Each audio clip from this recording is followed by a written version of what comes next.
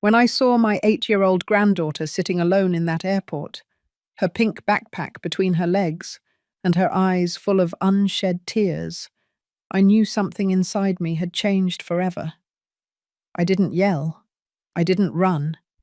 I just walked toward her, my heart pounding so loudly I thought everyone around me could hear it. Lucy looked up and recognized me. Her lips trembled, but she didn't say anything. Neither did I. I took her hand, picked up her small suitcase, and we walked out of there in silence. On my phone, the text message was still glowing like an open wound. The family has decided she's staying with you. Don't try to contact us during the trip. My daughter-in-law, Christine, had sent it barely 30 minutes earlier. 30 minutes that my granddaughter had waited alone, surrounded by strangers, while her father, my son Daniel, boarded a first-class flight with his wife and her 2 children. They didn't tell me anything. They didn't ask. They just used me as a drop-off for what they no longer wanted to carry. I drove the entire way home in silence. Lucy stared out the window, her hands clenched in her lap. I could feel her fear, her confusion, her shame. This child had been abandoned as if she were worthless, and the worst part was that she already knew what that meant. It wasn't the first time they'd left her behind. It was just the first time they had done it so cruelly, so publicly, so definitively. When we arrived at my place, I made her hot cocoa and offered her some cookies. She ate quietly, with slow movements, as if she was afraid to make a sound. I sat across from her and watched. Lucy had her mother's brown hair, my son's green eyes, and a sadness no child should have to bear. Her clothes were clean but worn, probably hand-me-downs from Christine's kids. Her shoes had worn-out soles. Everything about her screamed neglect, abandonment, forgetfulness. That night, after tucking her into the guest room, I reread Christine's text. Then I opened the message history. There was more, much more. For the past 2 years, ever since Daniel married her, the signs had been there. Texts where Christine complained that Lucy was difficult, problematic, jealous of her children. Texts where Daniel asked me to watch the girl more and more often, always with excuses. A business trip, an important meeting, a romantic weekend getaway. I agreed because I loved my granddaughter, because she was all I had left of my former daughter-in-law, Lucy's mother, who had died in an accident when the girl was only 4 years old. It had taken Daniel a year to rebuild his life. He met Christine at a work conference. She was divorced, had 2 sons, 11 and 13 years old, and according to my son, she was perfect. They got married fast. Too fast. And from day one, Christine made it clear that Lucy was a problem. She didn't say it openly. Of course, it was more subtle than that. Comments about how the girl was shy, quiet, not very social. About how her sons were more active, smarter, better adjusted. About how it would be better if Lucy spent more time with me, because I had experience with difficult children. I never said anything. I swallowed my anger, my suspicions, my fears. I thought things would get better over time. I thought Daniel would defend his daughter, but he didn't. Every time Christine complained, he nodded. Every time she suggested Lucy stay with me, he called to ask me as a favor. Every time I tried to talk to him about how they were treating the girl, he changed the subject or told me I didn't understand how hard it was to form a blended family. Now, sitting in my living room with the phone in my hand and the heavy silence of the night around me, I understood something I should have understood a long time ago. This wasn't an accident. It wasn't a misunderstanding. It was a plan. Christine had convinced Daniel that Lucy didn't fit into their new family. And he, my own son, had agreed to abandon his daughter in an airport as if she were old luggage. I took a deep breath. My hands were trembling, but not from fear. It was something else. It was clarity. It was determination. It was the cold certainty that this wouldn't stand. I got up and walked to the room where Lucy was sleeping. I opened the door slowly and saw her curled up under the covers, hugging the only stuffed animal she had brought in her suitcase, a grey bunny with a torn ear. That bunny had belonged to her mother. It was the only thing Lucy had left of her, and they had left her with that as her only company. I closed the door and went back to the living room. I picked up my phone and opened my contact list. I searched for a man. Robert, my attorney, my friend of more than 30 years. A man who had seen enough cases of family cruelty to know exactly what to do. I sent him a short text. I need to see you tomorrow. Urgent. I have proof. He replied in less than 5 minutes. I'll be there at 9. I put the phone down and stared out the window. Outside, the city was still alive, lit up, indifferent. But inside, in my chest, something had broken and something else had been born. I didn't cry. I didn't yell. I just breathed. And I waited. The next morning I woke up before dawn. I hadn't slept well. Every time I closed my eyes, I saw Lucy's face at that airport, her small hands clutching her backpack, her lost gaze. I got up, made coffee, and sat by the window to wait for the sun to rise. The light arrived slowly, orange and soft, painting the empty streets with a glow that seemed like a promise. But I didn't feel hope. I felt something colder, firmer. I felt purpose. Lucy woke up around 7 o'clock. I heard her moving in the room, her footsteps slow and cautious. When she came out, she was still wearing the clothes from the day before. She looked at me from the hallway as if she expected a reprimand, a shout, a rejection. Instead, I smiled. Good morning, sweetie. Do you want pancakes? She nodded without speaking. I made breakfast while she sat at the kitchen table, watching me silently. When I put the plate in front of her, she whispered an almost inaudible, "Thank you." We ate together without saying much more. I didn't want to pressure her. I knew the words would come when she was ready. At 9 o'clock exactly, the doorbell rang. It was Robert. I let him in and introduced him to Lucy, naturally. This is a friend of mine, honey. He's going to talk with me for a while. Why don't you watch television in the living room? She nodded and left without asking anything. Robert and I sat in the dining room. He was almost 70 years old, with perfectly combed grey hair, an impeccable dark suit, and a look that could read lies from a mile away. We had known each other since our children went to the same school. He had handled my divorce 30 years ago. I trusted him more than anyone. I told him everything, from Christine's text to the abandonment at the airport.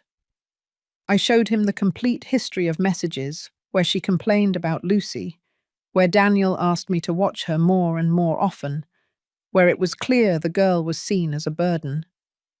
I showed him the photos I had taken that morning, Lucy's worn clothes, the spent shoes, the small suitcase that barely contained 2 changes of clothes, and the broken bunny. Robert listened without interruption. He took notes in his notebook with the meticulous precision that characterized him. When I finished, he looked up and gazed at me with a seriousness that chilled my blood. Edna, this is child abandonment. It's a serious crime. They left an 8-year-old girl alone in an airport without adult supervision. That is criminal neglect. Furthermore, we have documentary evidence of a pattern of psychological mistreatment and systematic exclusion. With this, we can request temporary custody immediately, and in a few months, permanent custody. I nodded slowly. What do you need from me? Robert closed his notebook. First, I need you to document everything, every interaction with Lucy, her emotional state, her physical state. Take her to the doctor today for a full checkup. I want a professional report. Second, do not reply to any messages from Daniel or Christine. Nothing. When they return from their trip and realize what they did, they will try to manipulate you. Don't fall for it. Third, I'm going to file an emergency custody order this very afternoon. By tomorrow, Lucy will be legally under your care until there is a hearing. I stayed silent, processing his words. Robert leaned forward. Edna, are you sure about this? Because once we start, there's no going back. This is going to destroy your relationship with Daniel. There will be legal consequences for him and for Christine. It's going to be ugly, long, and painful. Are you ready? I looked him straight in the eyes. My son abandoned his daughter at an airport. He left her crying, alone, scared, while he boarded a first-class flight with his new family. There is no relationship to destroy, Robert. He already destroyed it. I'm just going to protect my granddaughter. Robert nodded slowly. Then we start today. He got up, put away his notebook, and gave me a squeeze on the shoulder before leaving. I'll call you as soon as I have the order. In the meantime, take care of her and document everything. When I closed the door, I stood in the entryway for a few seconds. I felt the weight of what I had just set in motion. This was going to change everything. But when I looked toward the living room and saw Lucy sitting on the sofa, clutching her bunny while watching cartoons with an empty expression, I knew there was no other option. That afternoon, I took her to the doctor. The doctor was a young, kind woman with a soft voice. She checked Lucy carefully and asked me to leave the room for a few minutes to talk with her alone. When she called me back, the expression on her face was serious. Your granddaughter is physically healthy, but emotionally she is in a concerning state. She told me she feels sad all the time, that sometimes she feels like nobody loves her, that she's afraid of bothering people. Those are clear signs of emotional trauma and severe low self-esteem. I am going to recommend immediate therapy. I am also going to document everything in her medical file. If you need this for anything legal, here is the full report. She handed me an envelope with the complete report. We left the office and went to buy new clothes for Lucy. I let her choose whatever she wanted. At first, she was shy, pointing to the cheapest, simplest items. But I encouraged her patiently. Choose what you really like, sweetie. The price doesn't matter. Little by little, she relaxed. She chose a lavender dress with white flowers, 2 pairs of comfortable jeans, several tops, new shoes that fit perfectly, and a bright yellow backpack that made her smile for the first time in 2 days. At the register, the total was $320. I didn't care. Seeing that small smile on her face was priceless. When we got home, Lucy tried on all the new clothes and paraded through the living room showing me each outfit. I clapped and told her how beautiful she looked. For a moment, just for a brief, fragile instant, I saw the girl she should have always been. Happy, confident, loved. That night, we had pizza and watched a movie together. Lucy fell asleep on the sofa, curled up against me. I carried her carefully to her bed, tucked her in, and kissed her forehead. As I was leaving the room, my phone vibrated. It was a text from Robert. Temporary custody order approved. Tomorrow it's official. Well done, Edna. I put the phone away and sat in the darkness of my living room.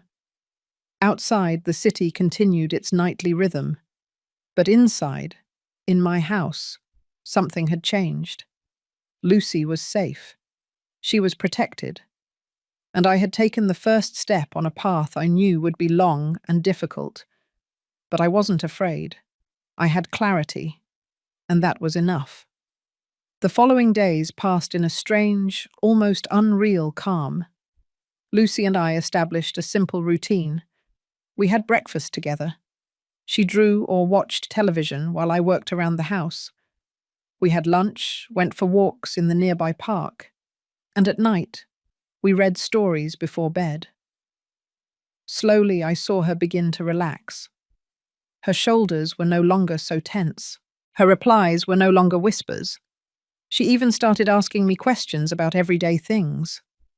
Why the sky was orange at sunset, if we could plant flowers in the garden, if we could get a cat someday. Every question was a small victory, every smile, a miracle. But at night, when she slept, I sat in the living room with a glass of wine and let the memories flood in. I couldn't stop thinking about how we had gotten to this point, about all the moments I had ignored, all the signs I had missed, all the times I had kept quiet when I should have shouted. I remembered the first time I met Christine. It was at Daniel's house, a get-to-know-you dinner he organized with too much enthusiasm. Christine arrived with her two sons, Ethan and Franklin, two noisy, self-assured boys who took over the living room with their games and laughter. She was elegant, with a perfect smile and impeccable manners. She talked about her marketing job, her travels, and how wonderful it was to have found Daniel after a difficult divorce. I listened politely, but something inside me didn't sit right. There was a coldness in her eyes when she looked at Lucy, a calculated distance. That night, Lucy was quiet throughout dinner. She sat in a corner of the table, eating slowly without looking up. When I tried to include her in the conversation, Christine interrupted with an anecdote about her own children. When Lucy spilled a little water, Christine sighed with that kind of sigh that says more than 1,000 words. Daniel didn't say anything. He just cleaned up the water and told Lucy to be more careful. I clenched my fists under the table, but I smiled and kept eating. I didn't want to ruin my son's night. The following weeks were worse. Daniel started cancelling our regular visits with Lucy. There was always an excuse. Christine had planned a family outing. The boys had activities. It was better for Lucy to stay home, because she was tired. When I finally managed to see her again, I noticed the change. She was thinner, quieter. She had dark circles under her eyes. When I asked if she was okay, she said yes in a voice so small I barely heard it. I asked Daniel what was going on. He told me that Lucy was going through a difficult phase, adapting to the new family dynamic. He asked for patience. I gave it to him. That was my mistake. Months passed, and the signs became impossible to ignore. Lucy started staying with me more and more often. First it was weekends, then full weeks. Daniel always had a reason, a business trip, an emergency, an opportunity he couldn't turn down. I accepted because I loved my granddaughter, and because I thought that at least with me she would be well cared for. But every time I picked her up, I noticed something new, a bruise on her arm that Daniel explained as a fall while playing, clothes that were too small for her, a sadness in her eyes that shouldn't have been there. One day bimgise, 6 months ago, Lucy arrived at my house with a backpack full of clothes and a note from Daniel that said, "Mum, Christine and I need some time to strengthen our marriage. Could you keep Lucy for a month? I'll make it up to you." 1 month turned into 6 weeks, then 2 months. When he finally came back for her, Lucy cried. She didn't want to leave. She hugged me so tightly that I felt her desperation in every fibre of my being. She begged Daniel to let her stay with me. He got upset. He told me I was spoiling her, making her dependent, interfering with his family. Christine, standing behind him with her arms crossed, nodded with a cold smile. That was the last time I saw Lucy before the airport. 3 months passed in which Daniel stopped answering my calls. My texts were ignored or answered with one-word replies. When I asked about Lucy, he said she was fine, busy with school, adapting. I insisted on seeing her. He always found an excuse, until that text message arrived at the airport, until everything exploded. Now, sitting in my living room with those memories burning in my mind, I understood something crucial. This hadn't been an impulse. It hadn't been a mistake on a bad day. It had been a slow, methodical, calculated plan. Christine had spent 2 years convincing Daniel that Lucy was a problem, and he, weak and cowardly, had accepted every word. They had decided to eliminate her from their lives in the cruelest way possible, abandoning her as if she had never existed. On the 4th day after the airport, Robert came to visit me with more news. I already filed the formal petition for permanent custody. I also reported the case to Child Protective Services. They are going to open an investigation. When Daniel and Christine return, they will be met with a court summons and an order to appear before a judge. Furthermore, I took the liberty of contacting Lucy's school. I requested her academic file and spoke with her teacher. Did you know the girl has missed classes more than 40 days this year? That her performance has dropped drastically? That the teacher reported concerns about her emotional state on 3 different occasions and never received a response from the parents? I felt the rage rise in my throat like poison. I didn't know any of that. Robert nodded. Because they didn't want you to know. But now we have documented evidence of educational neglect, in addition to the abandonment. This strengthens your case considerably. Edna, you are going to win. I have no doubt. He handed me a thick folder full of documents, reports, photographs, and statements. Keep this in a safe place, and be prepared, because when they get back, the war is going to start. That night, as I was putting the folder in my safe, I received a text. It was from my sister Della, who lived out of state. Edna, is what your neighbor told me true, that Lucy is living with you? What happened? I explained everything over the phone.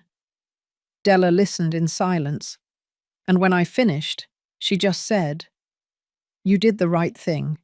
That boy of ours got lost. But you are not going to lose that girl. Count on me for whatever you need."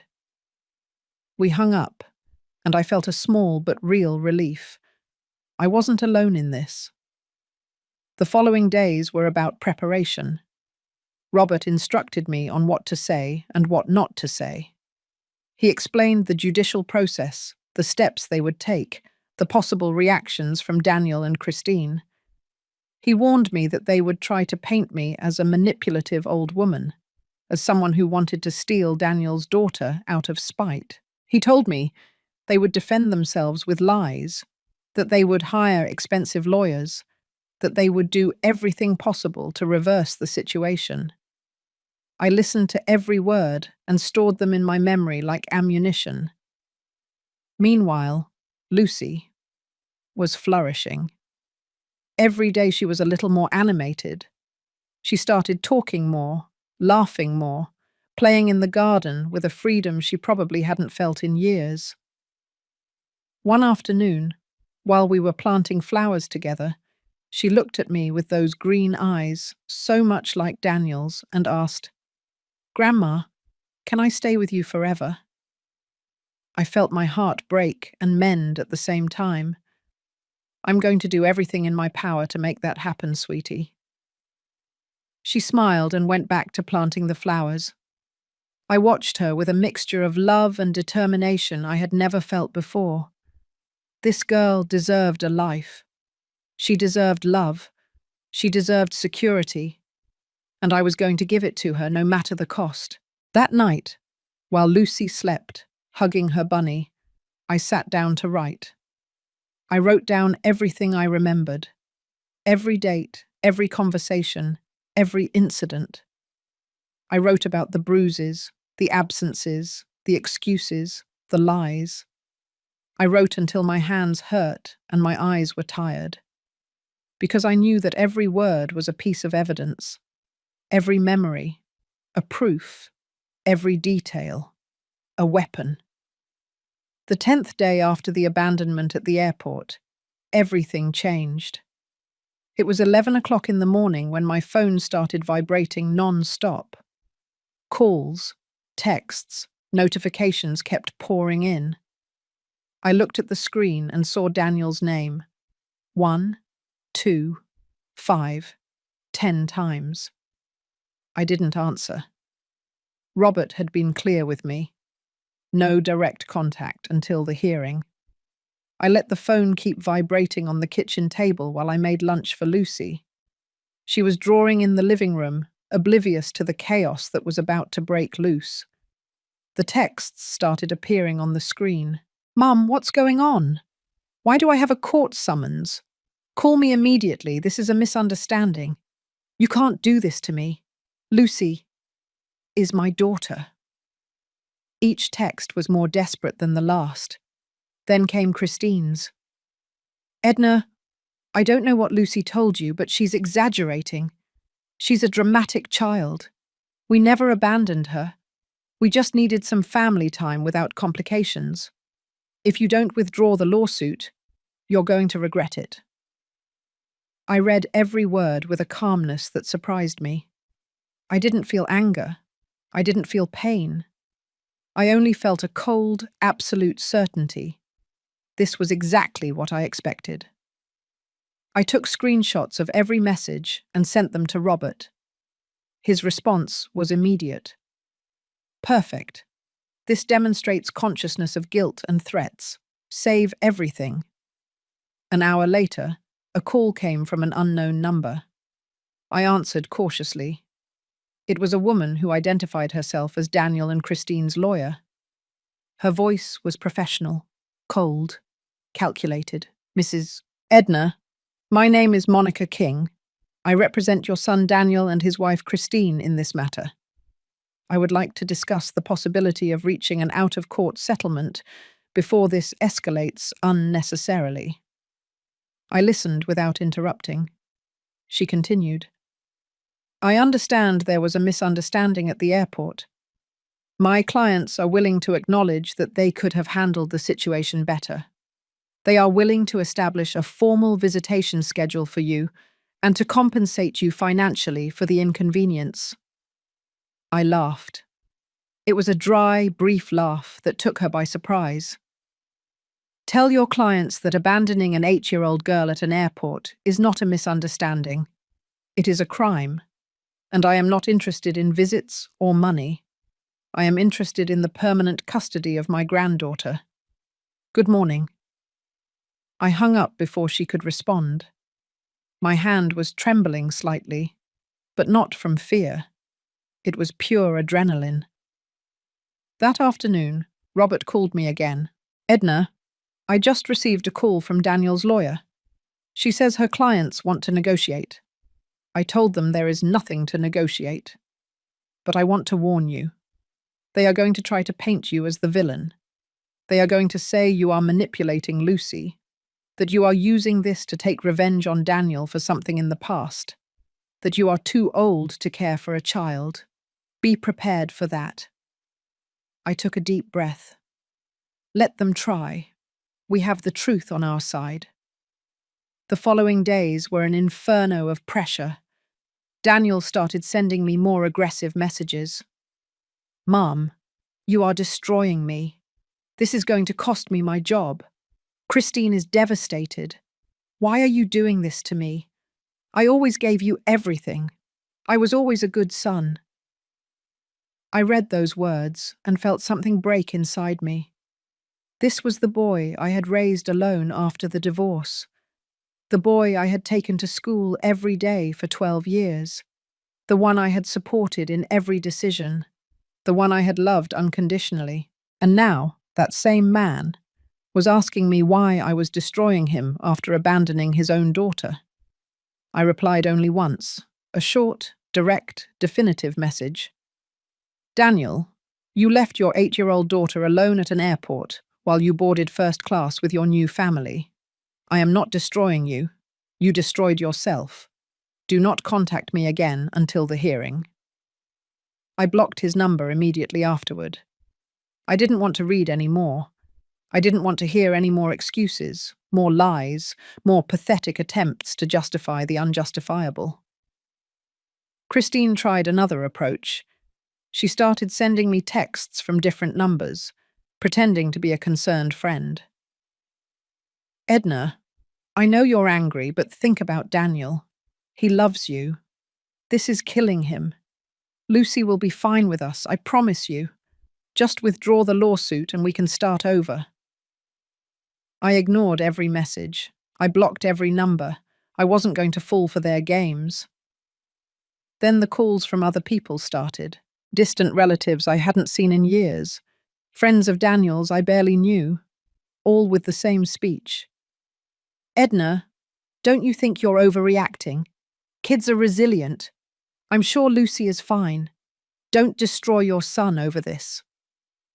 Every call confirmed something important to me. Daniel and Christine were mobilizing their social circle to pressure me. They were creating a narrative where I was the irrational villain and they, the poor victims of a vengeful grandmother. But I had something they didn't have. Documented truth. Robert had compiled everything. The medical reports that showed Lucy's deteriorated emotional state. The school records that proved educational neglect. The screenshots of the texts where Christine constantly complained about the girl. The photographs of the worn clothes and spent shoes. The testimonies of neighbors who had seen Lucy alone in the house for hours. Everything was there, organized, irrefutable. 1 week before the preliminary hearing, I received an unexpected visit.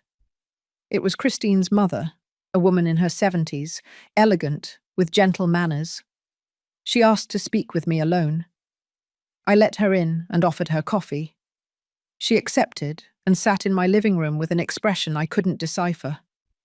After a few minutes of uncomfortable silence, she spoke. Edna, I came to ask you to withdraw the lawsuit. Christine is my daughter and I love her, but I know she made a mistake. A big mistake. But she doesn't deserve to lose everything over this. She has a career, a family. This is going to destroy her. I looked her directly in the eyes. Your daughter abandoned an 8-year-old girl at an airport. It wasn't a mistake. It was a cruel and calculated decision, and I am not withdrawing anything. She lowered her gaze. I understand your anger, but think about Daniel. He is your son. Do you really want to destroy him? I felt the anger climb back up my throat. Daniel destroyed himself when he chose to be an accomplice to this. He chose Christine over his own daughter. He chose his comfort over Lucy's safety. Those were his decisions, not mine. Christine's mother slowly stood up. Then there is nothing more to discuss. She walked toward the door, but before leaving, she stopped and looked at me one last time. I hope you can live with the consequences of this. I closed the door without responding. Her words tried to plant guilt, but they didn't work. I had already made my decision, and I was at peace with it. That night, as I was tucking Lucy into bed, she hugged me tightly and whispered, "Thank you for not leaving me, Grandma." I felt tears well up in my eyes, but I held them back. I am never going to leave you, sweetie. Never. She fell asleep with a small smile on her face, hugging her bunny. I stayed there, sitting in the darkness of her room, listening to her soft, steady breathing. In that moment, I knew, with absolute certainty, that every ignored text, every threat received, every pressure endured had been worth it. The next day, Robert called me with important news. Edna, Child Protective Services completed their investigation. Their report is devastating for Daniel and Christine. They documented child abandonment, emotional neglect, educational neglect, and a pattern of systematic exclusion. This, added to our evidence, makes your case practically invincible. The hearing is in 4 days. Get ready to win. I hung up the phone and looked out the window. Outside, the world continued its normal course. But inside, in my chest, I felt something new. It wasn't anger. It wasn't pain. It was justice taking shape.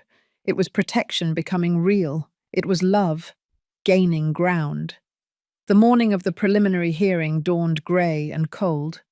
I woke up before dawn, unable to sleep any longer. I made coffee and sat by the window, watching the daylight struggle to break through the heavy clouds. Lucy was still sleeping. I had decided not to bring her to court. Robert agreed. It was better for her not to be present at this stage. My sister Della had come from out of state to stay with her during the day. She arrived the night before, and her mere presence gave me a strength I didn't know I needed. I dressed carefully. I chose a light grey suit, simple but elegant, nothing flashy. Robert had advised me, "I want you to look like what you are, a responsible grandmother, serious, capable, nothing dramatic, nothing they can use against you." I pulled my hair back into a low bun. I put on discreet earrings and minimal makeup. When I looked in the mirror, I saw a 67-year-old woman who had lived enough to know when to fight and when to retreat. This was a battle I was not going to give up. Della made breakfast while I checked all the documents in my briefcase one last time. Medical certificates, school reports, screenshots, photographs, statements. Everything was there, perfectly organized. Lucy woke up around 8 o'clock. We ate breakfast together like any other day. I didn't want her to feel the tension. I told her I had to go out for a few hours to take care of some important business, but that Aunt Della would stay with her and they would make cookies. Her eyes lit up at that idea. She hugged me before I left and said, "I love you, Grandma." Those 3 words gave me more strength than any motivational speech. Robert picked me up at 9 o'clock exactly, during the drive to the courthouse. We went over the strategy one more time. "Edna, they are going to try to attack you personally. They are going to say you are too old, that you can't handle an 8-year-old girl, that you are alienating Lucy from her father. Stay calm. Do not react. Just answer the judge's questions clearly and honestly. Let the evidence speak for itself." I nodded in silence. My hands were cold but firm. I wasn't afraid. I only had determination. We arrived at the courthouse 20 minutes before the scheduled time. It was an old building with long hallways and high ceilings that echoed with every step. Robert guided me to the waiting room. And there I saw them. Daniel and Christine were sitting across the hall with their lawyer, a woman in her 40s in an impeccable black suit and a stern expression. Daniel looked up when I entered. Our eyes met for a second. I saw in his eyes a mixture of rage, fear, and something that might have been guilt. But I didn't care. I no longer saw my son. I saw a man who had failed at the most basic thing, protecting his own daughter. Christine looked at me with open disdain. She was wearing a cream-colored dress, her hair perfectly styled, impeccable makeup. She looked like a model from a magazine, but I knew what was behind that facade. I knew her cruelty. I knew her manipulation, and she no longer intimidated me. I sat down next to Robert without looking away. We waited in tense silence for 15 minutes that seemed like an eternity. Finally, we were called into the courtroom. The judge was a man in his 60s, white hair, a serious but not severe expression. He introduced himself as Judge Harrison. He instructed us to take our seats and began reviewing the case documents. The room was small, sober, with beige walls and a flag in the corner. Everything was functional, without frills. The judge read aloud the reason for the hearing. Petition for temporary custody with a view to permanent custody, based on accusations of child abandonment and parental neglect. Robert spoke first. In a clear, firm voice, he laid out the facts. The abandonment at the airport, Christine's text message, Lucy's emotional state, the medical and school reports, the documented pattern of neglect over 2 years. He presented every piece of evidence methodically, photographs, texts, testimonies. He spoke for 20 minutes without stopping, building a case so solid that I felt the air in the room become heavy. The judge listened without interruption, taking occasional notes with an increasingly serious expression. Then it was the turn of Daniel and Christine's lawyer. She stood up confidently and began her defense in a soft but firm tone. Your Honor, this case is the result of a misunderstanding that has been exaggerated by an overprotective grandmother who has not been able to accept that her son rebuilt his life. My client, Mr. Daniel, and his wife Christine, are responsible parents who made a difficult decision in a moment of stress. Lucy was not abandoned. She was temporarily left in the care of her grandmother because the family needed time to strengthen their bonds. The message may have been insensitively worded, but it does not constitute a crime. I felt the anger begin to boil in my stomach, but I remained motionless. The lawyer continued. Furthermore, we want to point out that Mrs. Edna is 67 years old. While we admire her love for her granddaughter, we question her physical and emotional capacity to raise an 8-year-old girl for the next 10 years. A child needs young, active parents capable of providing her with the opportunities she deserves. My client is willing to establish a generous visitation schedule for Mrs. Edna, but we firmly believe that Lucy should be with her father. The judge looked up from his documents. Counselor, can you explain to me why your client left an 8-year-old girl alone in an airport without adult supervision until her grandmother arrived? How much time elapsed between the abandonment and Mrs. Edna's arrival? The lawyer hesitated for a second. Your Honor, my client assumed that his mother would arrive immediately. It was a miscalculation, not a malicious intent. The judge interrupted her. I have the airport report here. The child was alone for 32 minutes. In that time, she could have been kidnapped, harmed, or lost. Are you telling me that is a simple miscalculation? The lawyer tried to recover. Your Honor, we understand it was a serious error. My clients are deeply remorseful and willing to take parenting classes if necessary. But we do not believe that one mistake justifies removing custody from a parent. The judge closed the folder in front of him and took off his glasses. Counselor, I have reviewed the Child Protection Services report. Their investigation documents not only this incident, but a systematic pattern of neglect that spans 2 years. Unjustified school absences, lack of regular medical attention, testimonies from neighbors who saw the minor alone at home for hours, teacher reports of emotional deterioration with no parental response. This is not a mistake. This is neglect. The room fell silent. Daniel and Christine exchanged nervous glances. The lawyer tried one last time. Your Honor, we request that my clients be allowed to demonstrate they can improve, an opportunity to rectify before making such a drastic decision as removing custody. The judge slowly shook his head. Custody is not taken away. Custody is lost when parents fail in their basic responsibility to protect their children, and that is exactly what I see here. He turned to Robert. Counselor, is your client prepared to assume temporary custody of the minor while the petition for permanent custody is processed? Robert stood up. Yes, Your Honor. My client has been caring for her granddaughter for the past 2 weeks. The girl is stable, attending therapy, and showing clear signs of emotional recovery. We have everything necessary: adequate space, sufficient financial resources, and a safe, loving environment.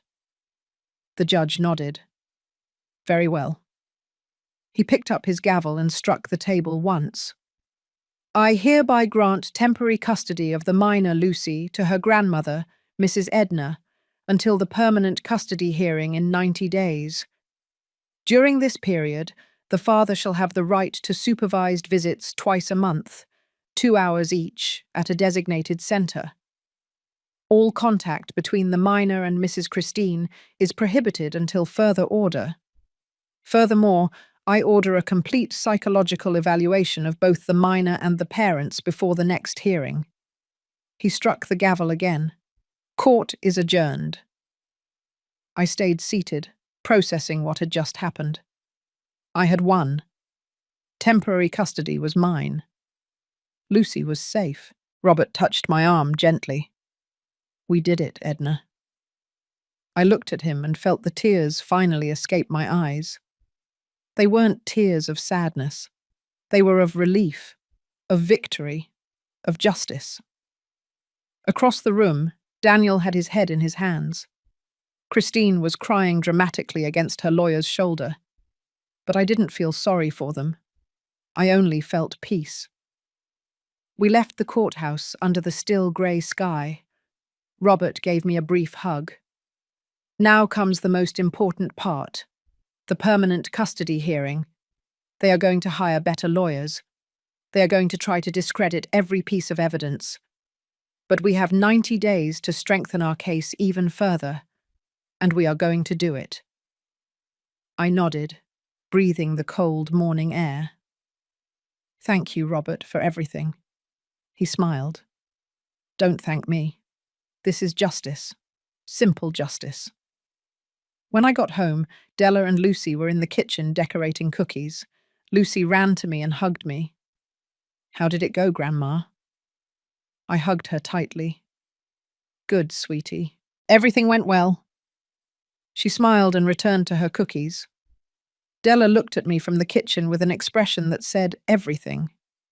We had won the first battle, but the war was just beginning. The days after the hearing were strangely calm, almost as if the world was holding its breath, waiting for the next move. Lucy continued to flourish under my care. She started therapy with a child psychologist recommended by Robert, a warm woman named Dr. Rodriguez, who had a special ability to connect with traumatized children. After the first session, the doctor called me aside and said, Edna, this girl has suffered more than anyone should suffer at her age. But there is hope. With love, stability, and time, she can heal completely. I enrolled Lucy in the school near my house.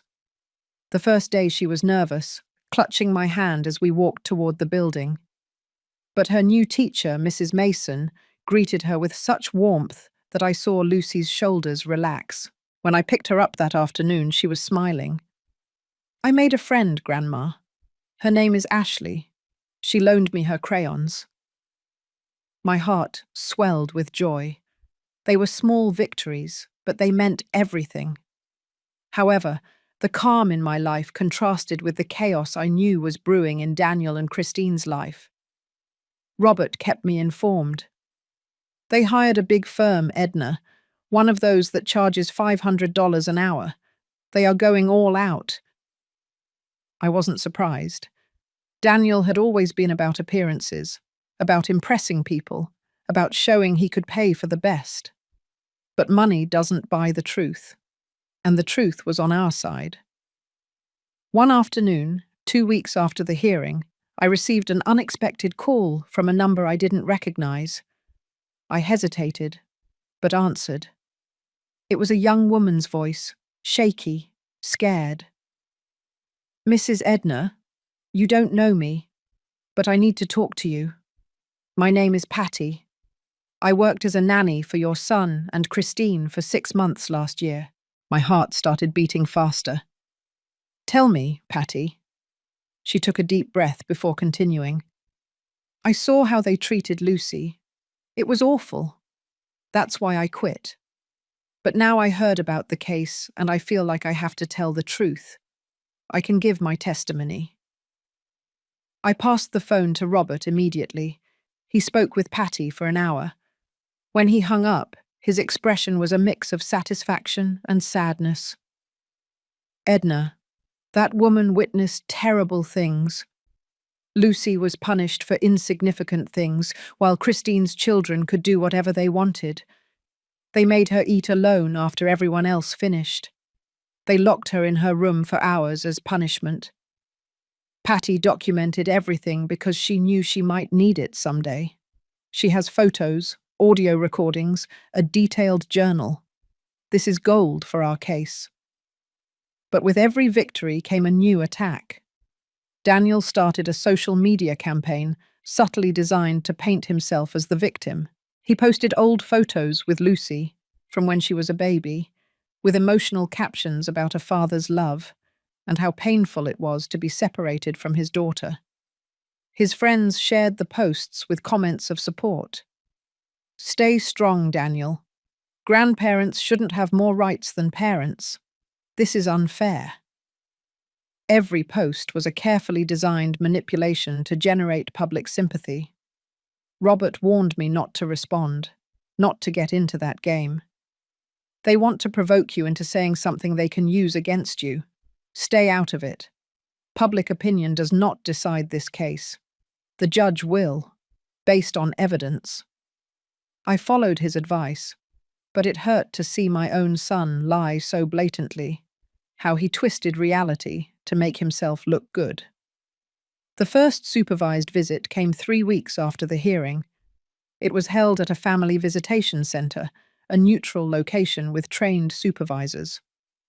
Robert insisted I not be present to avoid influencing the interaction. I left Lucy at the door of the center with a knot in my stomach. She was scared. I could see it in her eyes. "I have to go, Grandma." I knelt down to her level. "Yes, sweetie, but only for 2 hours. And there are people there who will take care of you. If you feel uncomfortable, you can tell them and they will take you out. Okay?" She nodded, her lips pressed tightly, and went inside holding the supervisor's hand. The 2 longest hours of my life passed in a nearby cafe. I couldn't concentrate on anything. I drank 3 cups of coffee I didn't need. I checked the clock every 5 minutes. When it was finally time to pick her up, I rushed back to the center. Lucy came out with red eyes, but no tears. I hugged her and didn't ask any questions until we were in the car. "How was it?" She was quiet for a moment. "Daddy cried a lot. He said he misses me, that he wants me to come home." My heart broke. "And what did you tell him?" Lucy looked at me with those very serious green eyes. "I told him that I am already home. With you." That night, after tucking Lucy into bed, I received the supervisor's report. Robert had emailed it to me. The report was revealing. The father displayed emotionally manipulative behavior, crying in front of the minor and telling her he misses her, but without asking her how she is or what she needs. The minor showed discomfort throughout the visit, with closed body language and one-word answers. At the end of the visit, when the father attempted to hug her, the minor pulled away. It is recommended to continue with supervised visits and psychological evaluation of the father. Robert called me after I read the report. "This strengthens our case, Edna, but it also worries me. Daniel is playing the role of the repentant father in front of the supervisor, but his behavior is manipulative. He is using emotions as a weapon. We need the forensic psychologist to see this clearly." I nodded even though he couldn't see me. "When is the evaluation?" "In 2 weeks. Both Daniel and Christine will be evaluated. Lucy too, but with a different focus. The psychologist will determine what is in her best interest." Meanwhile, life continued its course. Lucy and I established beautiful routines. In the mornings, we had breakfast together while she told me her dreams. After school, we did homework at the kitchen table. On weekends, we went to the park, to the movies, or just stayed home baking cookies and watching movies. She started laughing more. Her nightmares lessened, her appetite improved. Every small change was confirmation that I was doing the right thing, but the external pressures did not cease. One day, I received a certified letter.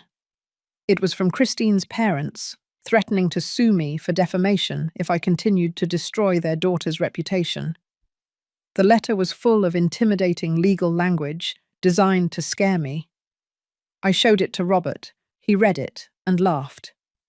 "This is pure desperation. They have nothing. They are trying to scare you into backing down. Ignore it." I put the letter away in the evidence folder. Every attack was confirmation that we were on the right track. One night, while Lucy slept, I sat in the backyard under the stars. I thought about everything that had happened in the last few weeks, about how my life had completely changed, about how I had lost my son, but gained something much more important, the opportunity to save my granddaughter. I thought about the woman I had been before the airport, a woman who was quiet, who accepted, who swallowed her anger to keep the peace. That woman no longer existed.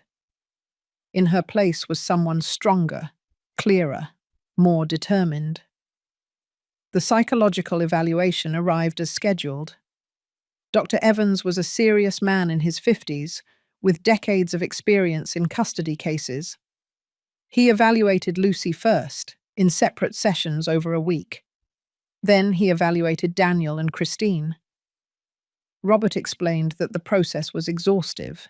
Psychological tests, in-depth interviews, behavioral analysis, assessment of parental capacity. The results would take 3 weeks to be ready, just in time for the final hearing. During those 3 weeks, I lived in a kind of controlled suspense. I knew that psychological report could be the final piece of the puzzle. Robert was confident it would be favorable, but I had learned not to take anything for granted. Every day, I prepared myself emotionally for any outcome. But every night, when I watched Lucy sleep peacefully, hugging her grey bunny, I knew that no matter what happened, I had done the right thing. The psychological report arrived a week before the final hearing. Robert asked me to meet him in his office to review it together. When I entered, I saw the thick folder on his desk and felt my stomach clench. He gestured for me to sit down and opened the document carefully, as if holding something fragile and valuable. "Edna, this is better than we expected. Much better." He began to read aloud the most relevant points. Dr. Evans had concluded that Lucy showed clear signs of emotional trauma, consistent with prolonged parental neglect and systematic rejection. The report described how the girl experienced abandonment anxiety, severe low self-esteem, and fear of expressing her needs. But it also documented something crucial. In the last few weeks under my care, Lucy had shown significant improvement. Her anxiety level had decreased, her self-esteem was starting to rebuild, and for the first time in years, she was showing signs of secure attachment with an adult. That adult was me. Robert moved on to Daniel's evaluation. The psychologist had identified concerning traits: inability to set healthy boundaries with his wife, a tendency to prioritize his comfort over his daughter's needs, and the use of emotional manipulation as a control tool. The report cited specific examples from the sessions: how Daniel minimized concerns about Lucy, how he justified Christine's actions, how he never took direct responsibility for the abandonment at the airport. The conclusion was devastating. Daniel lacked the emotional capacity necessary to prioritize his daughter's well-being over his personal convenience. But Christine's evaluation was even worse. Dr. Evans had used technical terms that Robert explained to me patiently. Christine displayed pronounced narcissistic traits, inability for genuine empathy, and a distorted perception of reality where she was always the victim. During the sessions, she had blamed Lucy for being problematic, dramatic, and jealous. She never showed genuine remorse for the abandonment. Instead, she insisted it had been a necessary family decision to protect her own children from Lucy's difficult behavior. The psychologist concluded that Christine represented an active risk to the child's healthy emotional development. Dr. Evans's final recommendation was clear and forceful. Permanent custody should be granted to the paternal grandmother. Contact with the father should remain supervised until Daniel completed intensive therapy and demonstrated the ability to prioritize his daughter's needs. Contact with Christine should be prohibited indefinitely. Robert closed the report and looked at me with a smile. Edna, with this, we win. There is no doubt. I left his office feeling a mixture of relief and sadness. Relief because Lucy would be safe with me. Sadness because that report confirmed something I already knew, but that hurt to read in official words. My son had failed as a father. The boy I had raised, the one I had loved unconditionally, had chosen his comfort over his own daughter. And now he faced the consequences of that choice. The days leading up to the final hearing were tense. Daniel and Christine made a final desperate attempt to reverse the situation. Their new legal team filed a motion requesting that the psychological report be dismissed, arguing that Dr. Evans was biased. The judge rejected the motion in less than 24 hours. Then they tried to present testimonies from friends and family who would declare that Daniel was a loving father. Robert countered with the testimonies of the former nanny Patty, Lucy's teacher, and 3 neighbors who had witnessed the neglect. The night before the hearing, I could barely sleep. I stayed awake thinking about the whole journey since that day at the airport. Almost 4 months had passed. 4 months in which I had fought every battle, documented every detail, protected my granddaughter with a ferocity I didn't know I possessed. I thought about the woman I had been before, silent, compliant, avoiding conflict. That woman had died at the airport. In her place, someone stronger had been born. The morning of the final hearing dawned bright and clear. The contrast with the grey day of the first hearing was almost symbolic. I wore the same grey suit, but this time I felt different, more confident, more prepared. Lucy stayed with Della again, who had returned to support me. Before I left, Lucy hugged me tightly. "You are going to win, Grandma. I know it." Her confidence gave me the strength I needed. The courthouse was more crowded this time. Robert explained that it was normal for final custody hearings.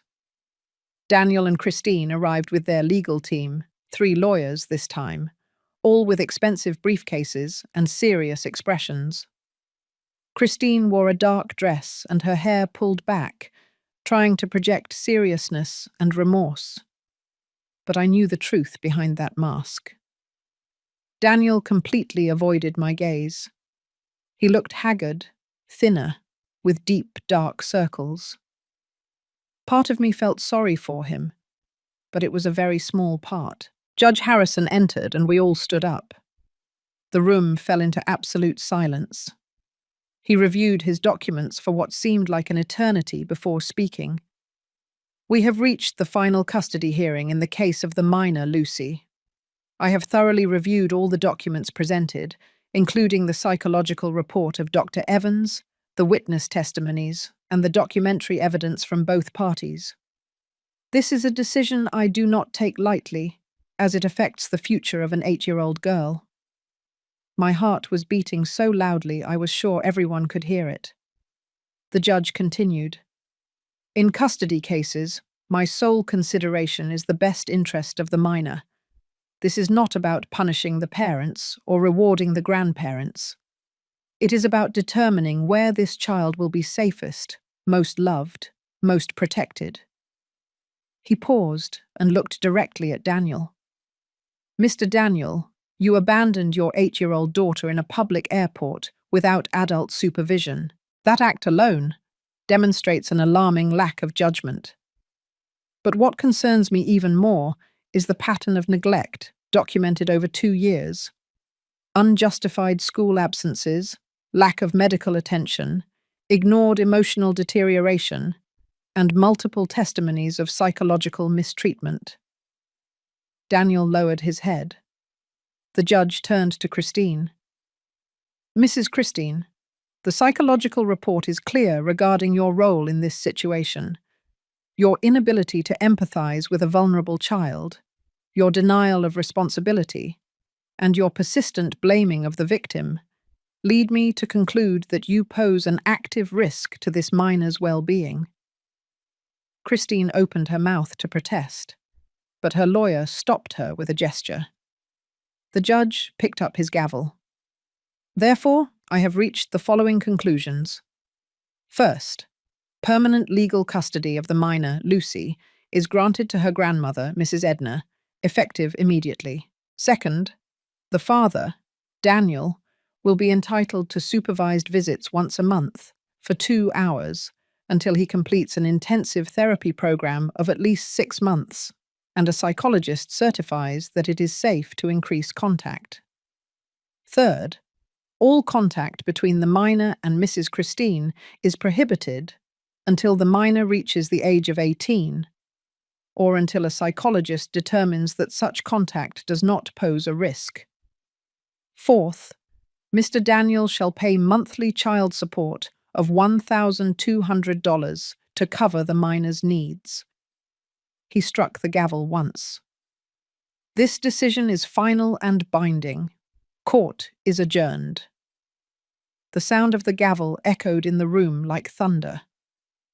I remained motionless for a second, processing what had just happened.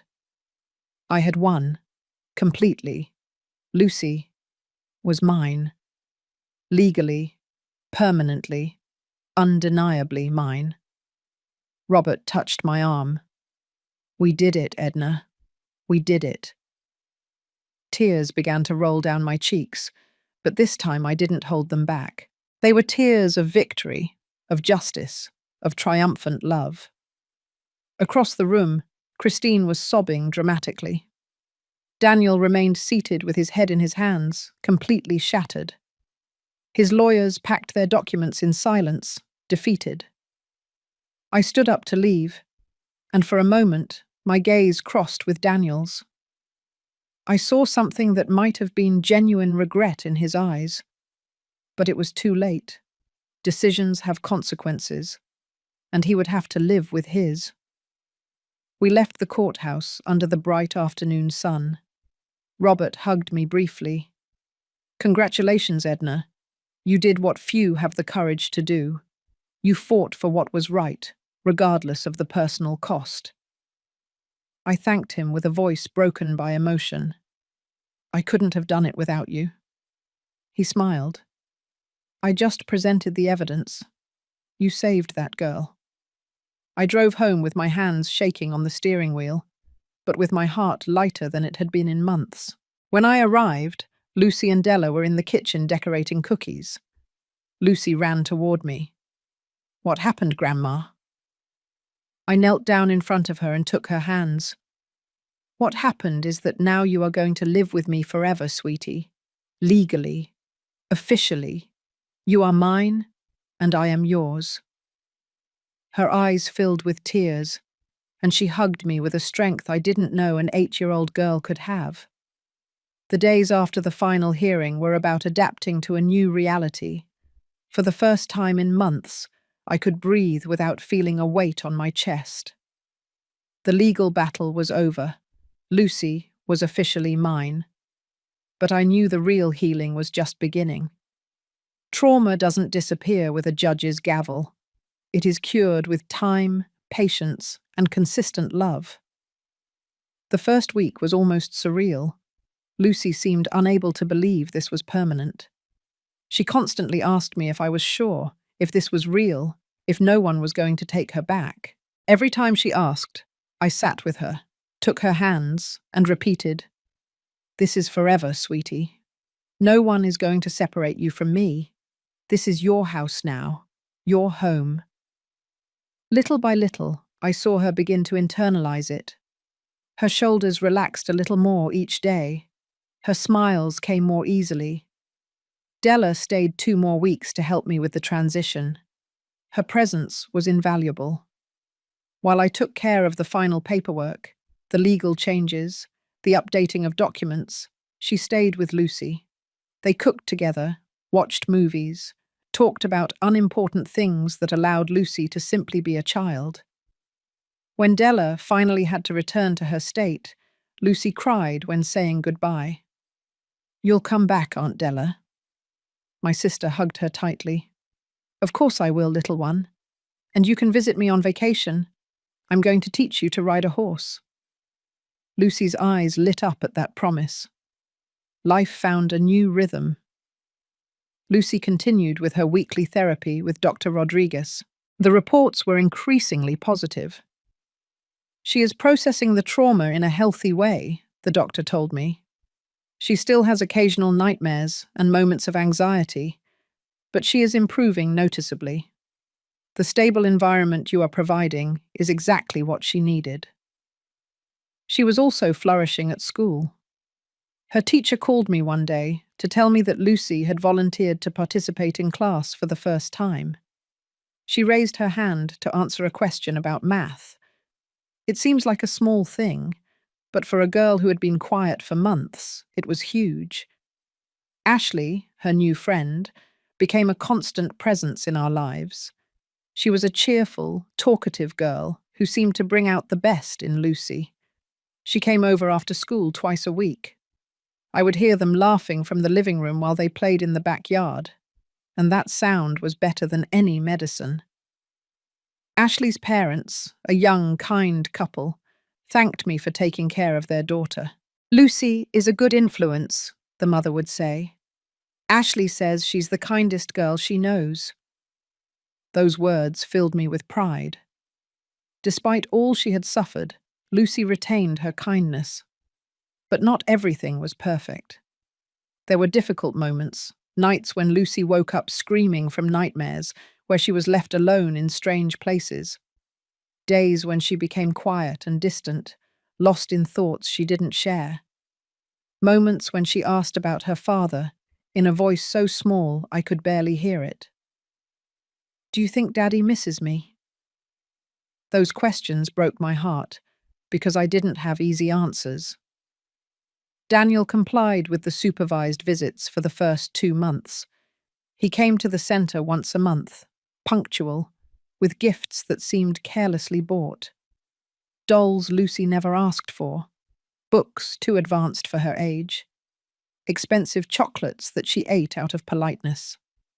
The supervisor's reports were consistent. Daniel spent the 2 hours trying to convince Lucy that he loved her, but without really asking her how she was, what she needed, or what she felt. It was an act, an attempt to meet legal requirements without real emotional connection.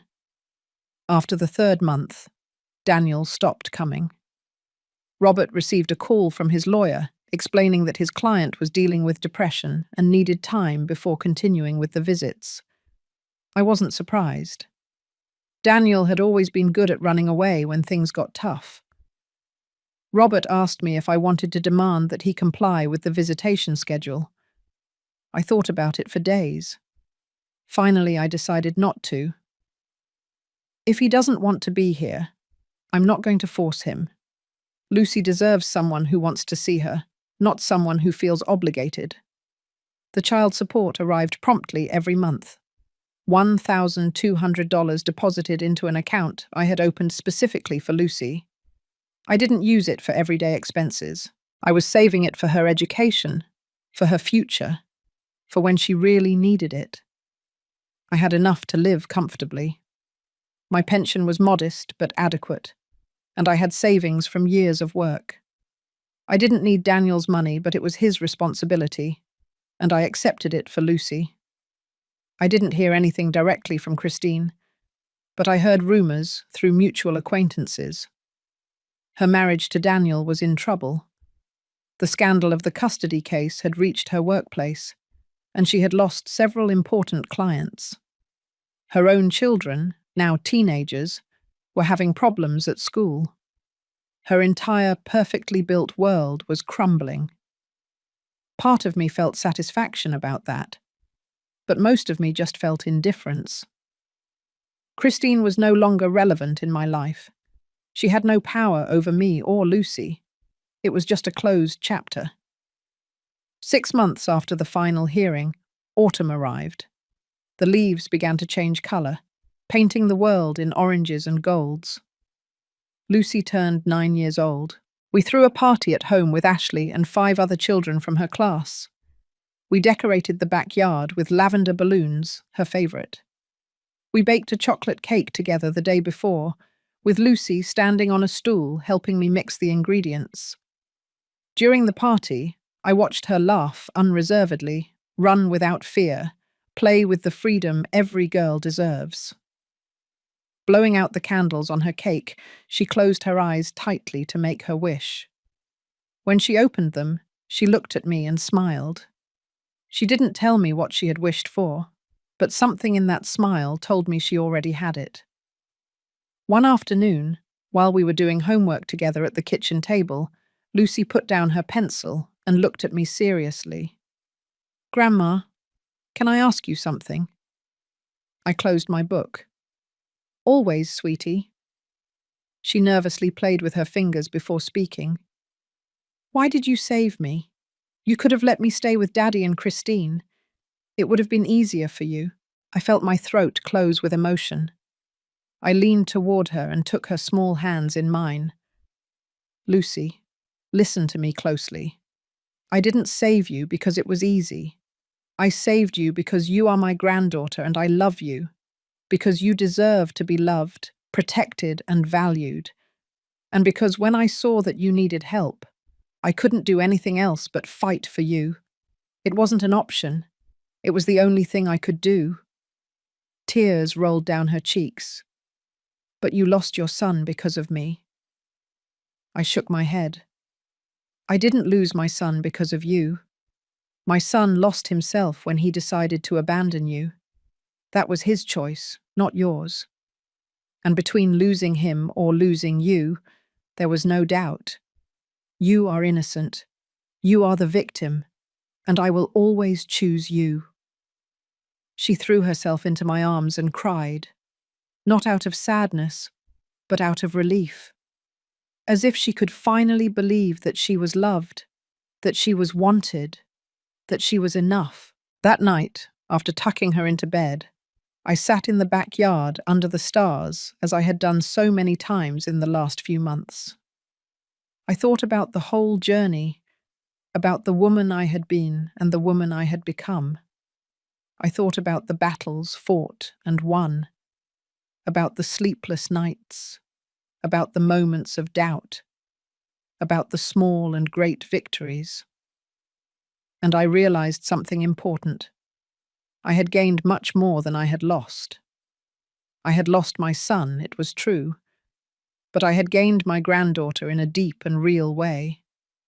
I had lost the superficial peace of avoiding conflict, but I had gained the satisfaction of defending what was right.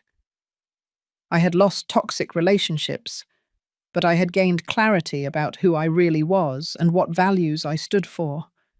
I didn't regret anything. Every decision, every battle, every tear had been worth it. The universe has a strange way of balancing itself. Daniel and Christine had wanted to get rid of Lucy to live their perfect, complication-free life. But in doing so, they had lost everything: respect, credibility, peace of mind. Meanwhile, Lucy and I had built something beautiful from the ashes of their cruelty. A real family, based on genuine love, mutual respect, and true commitment. I looked toward the window of Lucy's room. The light was still on. I went up to check and found her sitting in bed drawing. It had become her favorite way to process emotions. What are you drawing, sweetie? She showed me the paper. It was our house, with flowers in the backyard, and two figures holding hands, her and me. In the corner, she had drawn her grey bunny. It's our home, she said proudly. I kissed her forehead. Yes, sweetie, it is our home. I tucked her in and turned off the light. As I was leaving, she called out softly, Grandma, I love you. I love you too, Lucy. To infinity. A full year had passed since that day at the airport. A year that had transformed our lives in ways I never imagined possible. It was October again, and the air carried that characteristic autumn crispness that I had always liked.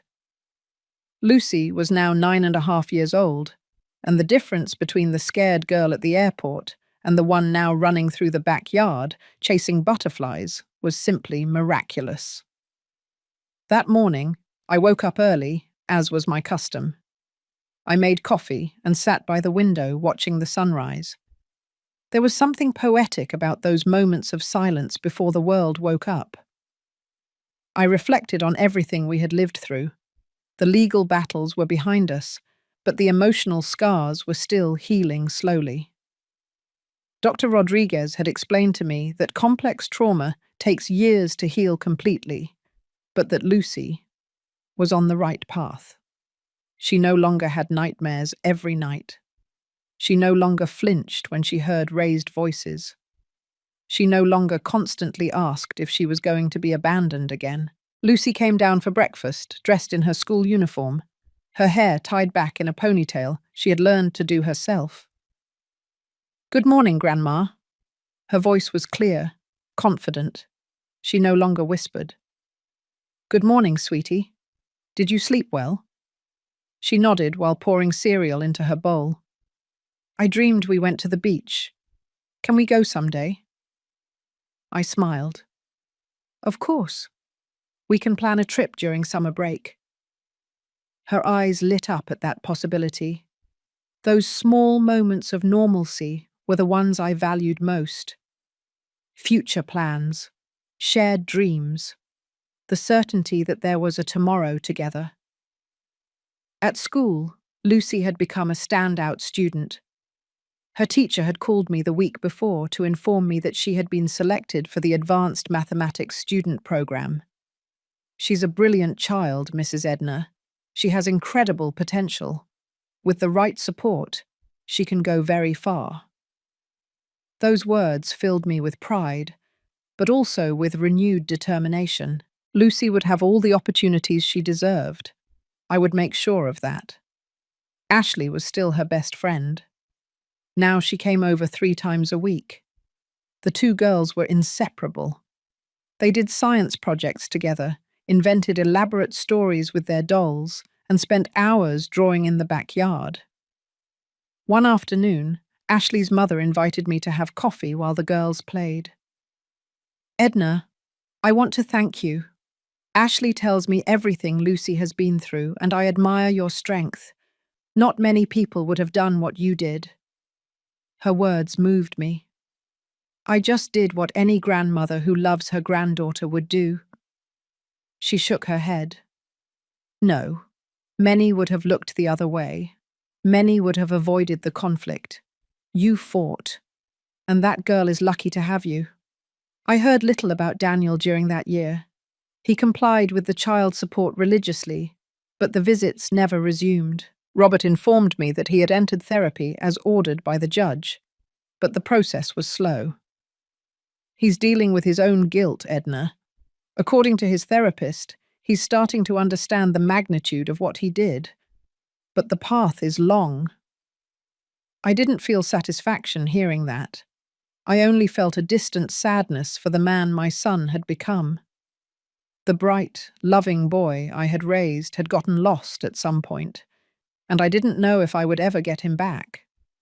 Christine, on the other hand, had completely disappeared from our lives. Robert told me that she and Daniel had divorced 6 months after the final hearing.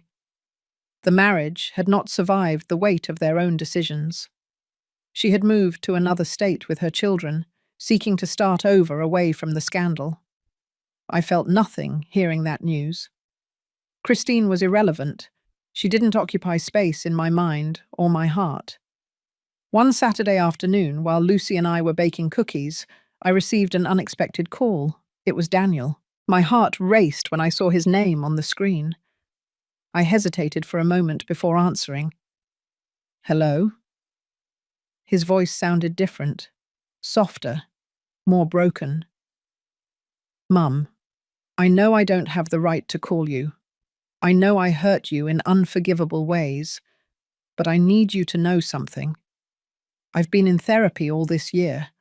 I've worked hard to understand what led me to make the decisions I made, and I want you to know that you were right.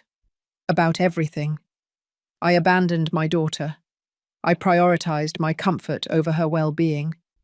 I was a coward and a bad father." I listened in silence without interrupting him. He continued in a shaky voice. "I'm not asking for forgiveness. I don't expect you to forgive me. I just wanted you to know. And I wanted to ask you, how is Lucy?" I looked toward the kitchen where my granddaughter was mixing ingredients with concentration, her tongue sticking out slightly as she did when she was focused. "She's fine, Daniel. She's healthy, happy, safe. She's flourishing. I heard him stifle a sob. "Thank you for taking care of her. Thank you for being what I couldn't be."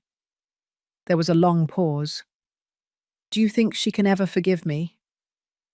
I took a deep breath. "I don't know, Daniel. That's up to her. But if you really want a chance with your daughter, you have to keep working on yourself. Not for me. Not for the judges. For her." We hung up shortly after. Lucy looked at me from the kitchen with curiosity. "Who was that, Grandma?"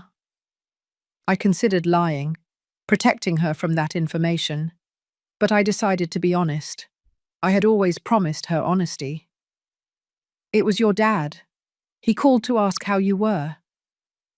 She processed that information in silence for a moment. "You told him I'm fine?" I nodded.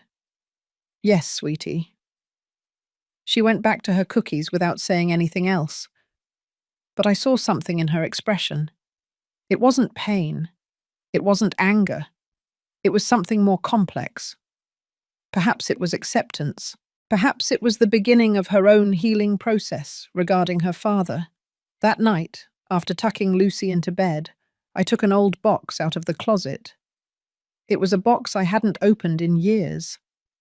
Inside were photographs of Daniel when he was a child. Photos of birthdays, graduations, happy moments when we were a family. I looked at him in those photographs and tried to reconcile the smiling boy with the man who had abandoned his daughter. They were the same person, but they were also completely different. Life changes us. Decisions define us. Daniel had made his, and now he lived with the consequences. I put the box away again, not with anger or sadness, just with acceptance. My son had chosen his path. I had chosen mine. And Lucy, with time, would choose hers too. My job was to give her the tools to make that choice from a place of healing and strength, not from pain and abandonment. The following months continued in that beautiful routine we had built. Lucy learned to ride a bike without training wheels. We celebrated when she got her first perfect score on a math test. We cried together when her grey bunny finally fell apart after so many years of companionship, and we bought a new one that she decided to name Hope. We planted a whole garden of flowers that she chose, sunflowers, lavender, and white daisies. Each flower represented something new, growing from the dark soil of the past. One spring afternoon, a year and a half after the airport, Lucy and I were sitting in the backyard, watching the butterflies. She had grown several inches and lost 2 teeth. She was taller, stronger, more confident. She looked at me with those very serious green eyes and asked, Grandma, do you ever regret what you did? Fighting for me and losing Daddy? The question took me by surprise, but the answer was instantaneous. Never, sweetie. Not a single day, not a single moment. She smiled and rested her head on my shoulder. I don't regret anything either, because now I have a real home. Those words resonated in my heart with a profound and beautiful truth. This was a home, not perfect, but real, not without scars, but with abundant love, not without pain, but with constant healing. I looked toward the horizon where the sun was beginning to set, painting the sky in oranges and pinks. I thought about the woman I was before the airport, quiet, compliant, avoiding waves. That woman had died. In her place, someone had been born who knew how to fight, how to defend, how to love with ferocity. I did not regret that transformation. It had cost me my son, but it had given me something more valuable. My own strength, my own voice, and the opportunity to save my granddaughter. Lucy stood up and ran toward the garden, chasing a yellow butterfly. Her laughter filled the air like music. I watched her with a full heart. This was the victory, not in a courtroom, not in a legal verdict, but here, in this simple, perfect moment, watching a child who had been broken, now running free under the open sky. They had left me behind at that airport, believing they were punishing me. But all they did was give me the opportunity to do the right thing, and I took it, without fear, without regret, only with love. And as the sun set and the stars began to appear, I knew with absolute certainty that I had won everything that mattered.